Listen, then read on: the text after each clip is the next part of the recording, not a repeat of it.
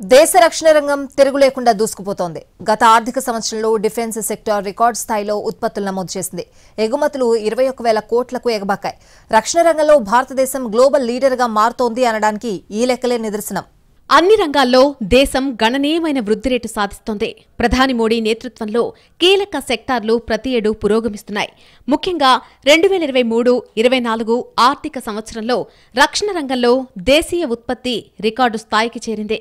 1.27 లక్షల కోట్లకు చేరిన డిఫెన్స్ ఉత్పత్తులు దేశ రక్షణ రంగం సాధించిన వృద్ధికి నిలువెత్తు నిదర్శనం. ఇది గత సంవత్సరంతో పోలిస్తే 16.7% పెరిగినట్టు. 2019 నుంచి 20తో పోల్చితే 60% వృద్ధిని సూచిస్తుంది. రక్షణ రంగ ఎగుమతులు కూడా 21,083 కోట్లకు ఎగబాకాయి. ఇది గత ఆర్థిక సంవత్సరంతో పోలిస్తే దాదాపు 35% అదనం. ఈ వృద్ధిలో 60% వాటా ప్రైవేట్ రంగాందే. ఈ గణాంకాలు దేశ రక్షణ పారిశ్రామిక రంగం ఎంత బలంగా ఉందో చాటి చెబుతున్నాయి. దీనికంతటికీ కారణం ఆత్మనిర్భర్ భారత్ దార్శనిక నాయకత్వమే అని వేరే చెప్పనక్కర్లేదు. ఈ పురోగతిలో society of Indian defence manufacturers కీలక పాత్ర పోషించారు. Defence production and export promotion policy లక్ష్యాలకు అనుగుణంగా సమిష్టి కృషితో రక్షణ పరిశ్రమను ధీటుగా తయారు చేస్తుంది. ఆ క్రమంలోనే నిర్దేశించుకున్న లక్ష్యాలను అధిగమించే దిశగా దూసుకుపోతోంది. తిరుగులేని ప్రభుత్వ విధానాలు, ఆవిష్కరణలు, పరిశోధనలు అభివృద్ధికి దోహదపడ్డాయి. ప్రధానమంత్రి మోడీ నుంచి వ్యూహాత్మక మార్గదర్శకత్వం భారత రక్షణ పరిశ్రమ కొత్త శిఖరాలను అధిరోహించడానికి శక్తినిచ్చాయి. ప్రభుత్వ ప్రైవేటు రంగాల మధ్య సమన్వయమే ఈ విజయానికి కారణంగా నివేదికలు వెల్లడించాయి. పబ్లిక్ సెక్టార్ నైపుణ్యం, ప్రైవేట్ రంగం ఆవిష్కరణలు వెరసి ప్రపంచ రక్షణ తయారీలో దేశాన్ని అగ్రగామిగా నిలిపాయి. గ్లోబల్ అవుట్రీచ్ చొరవ కూడా దేశీయ రక్షణ ఇకోసిస్టమ్ని మరింత బలపరిచింది. దీంతో పాటు ఇన్నోవేషన్పై దృష్టి పెట్టడం రక్షణ రంగం బలోపేతానికి మరో కారణం. ఈ విజయాలను ప్రశంసిస్తూనే ఆవిష్కరణలు, టెక్నాలజీ అడ్వాన్స్మెంట్స్, బలమైన సప్లై చైన్లపై నిరంతరం దృష్టి పెట్టవలసిన అవసరం ఉందని నివేదిక చెబుతోంది. డిఫెన్స్ ప్రొడక్ట్స్ ఎక్స్పోర్ట్స్లో భారతదేశాన్ని గ్లోబల్ లీడర్గా మార్చడానికి కట్టుబడి ఉన్నామని కేంద్రం మొదట్నుంచి చెబుతోంది. 2022-23 చూసుకుంటే ఆ ఏడాది రక్షణ ఎగుమతులు సుమారు 16,000 కోట్ల గరిష్టానికి చేరుకున్నాయి. అవి 2016-17తో పోలిస్తే 10 రెట్లు ఎక్కువ. రక్షణ ఉత్పత్తులను భారత్ 85 దేశాలకు ఎగుమతి చేస్తోంది.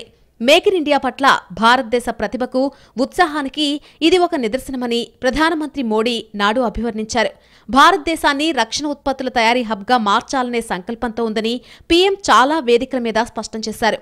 ప్రస్తుతం 100 సంస్థలు రక్షణ ఉత్పత్తులను ఎగుమతి చేస్తూ ఉండటంతో భారత పరిశ్రమ శక్తి సామర్థ్యాలు, మన డిజైన్, ఇన్నోవేషన్ ప్రపంచానికి తెలిసిందే.